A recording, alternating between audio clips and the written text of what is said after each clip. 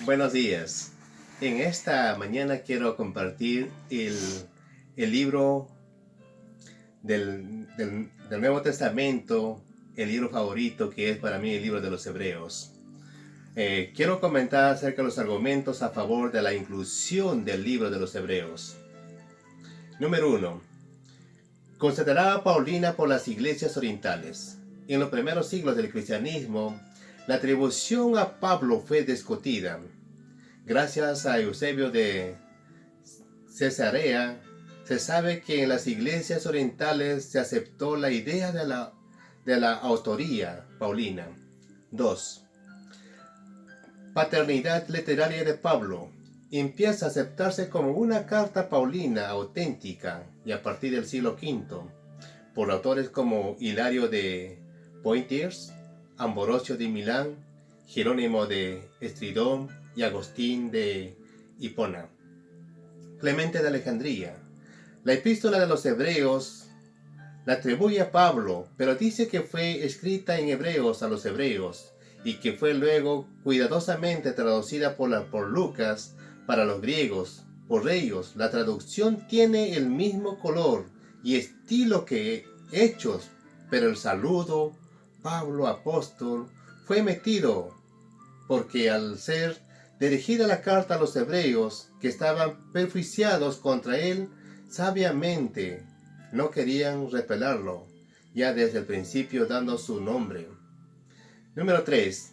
Tenía por genuinidad por las iglesias orientales, ya que cumplía con los siguientes requisitos. A. El escritor tenía que ser escrito por un profeta o el apóstol de Dios. El escritor tenía que ser alguien aprobado por Dios como mensajero suyo. B. El escritor tenía que ser usado por Dios con señales y prodigios. Esto afirmaba más la palabra que hablaba el escritor, pues Dios con los milagros y señales solo confirmaba que la persona que hablaba era su portavoz verdadero. C. El escritor tenía que decir o escribir verdades acerca de Dios. Este criterio confirmaba el hecho de que como Dios no se puede contradecir ni afirmar una mentira, todo lo que ese escritor diga o escriba acerca de Dios debe afirmar nunca contradecir lo mismo que Dios había dicho en otro lugar y en otro momento. D. El mensaje del escritor tenía que tener el poder para cambiar las vidas. La Biblia afirma que la palabra de Dios es viva y eficaz, dice en el libro de Hebreos capítulo 4 versículo 12. Ahora vemos en la segunda parte y argumento que se encuentra en la inclusión del libro hebreo, que va en contra. Vamos a ver la parte 1, dice. No consideraba Paulina en Occidente, la obra era conocida. Hay diferencias a ellas en la primera epístola de Clemente, pero en los primeros siglos del cristianismo no fue considerado obra de Pablo. Eusebio menciona que cayó en presbítero romano, defendía la opinión de que la epístola no era de Pablo. Y refería que varios romanos contemporáneos de la época en que Eusebio escribió y compartía esta idea. Segundo, la paternidad cuestionada en las iglesias occidentales. La carta no se encuentra en el canon de Moratorí Tertuliano. Opinaba que el autor había sido Bernabé y otros colaboradores cercanos de Pablo. Tercero, algunos autores como Clemente de Alejandría y Orígenes advirtieron las notables diferencias entre el estilo de Pablo y el de este libro. Clemente lo explicaba, afirmando que el libro había sido escrito originalmente en hebreo y posteriormente traducido por Lucas al griego. Orígenes pensaba que procedían de Pablo las ideas teológicas de la carta, pero no su estilo, que consideraba obra del autor.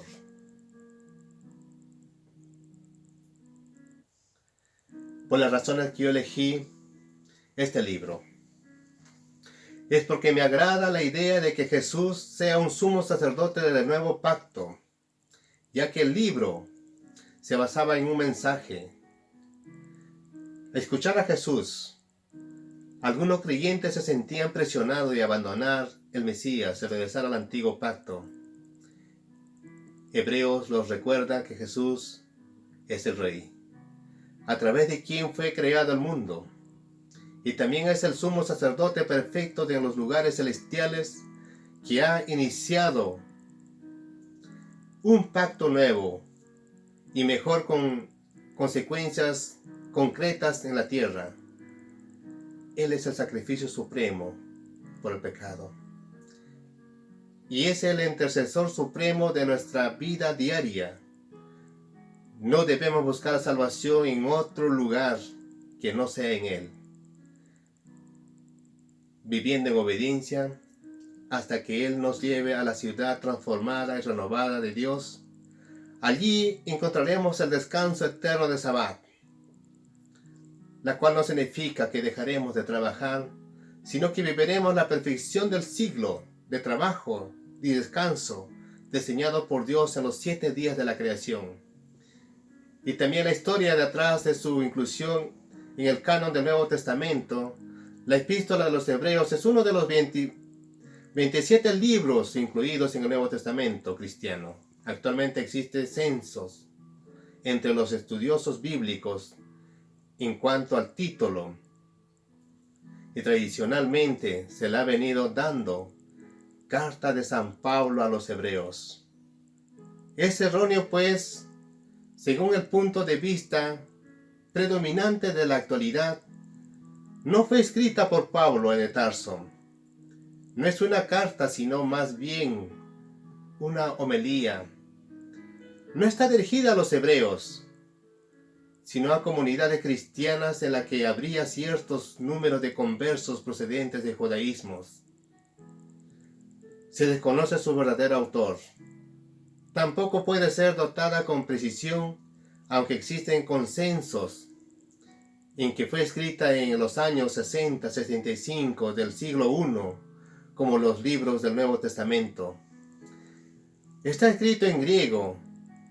Su texto es de una gran densidad teológica y su estilo es solamente casi litúrgico. El autor parece tener un dominio excepcional del Antiguo Testamento que cita frecuentemente, acudiendo a la versión griega de la Biblia de los 70. El canon del Nuevo Testamento es el nombre dado a la colección de los libros en que se ha reconocido genuinidad, autenticidad, inspiración divina. La Epístola a los Hebreos ha pasado el examen de fe y práctica. La palabra canon fue aplicada primeramente a las escrituras del siglo V después de Cristo por Atanasio, padre de la iglesia de Alejandría. Muchas gracias.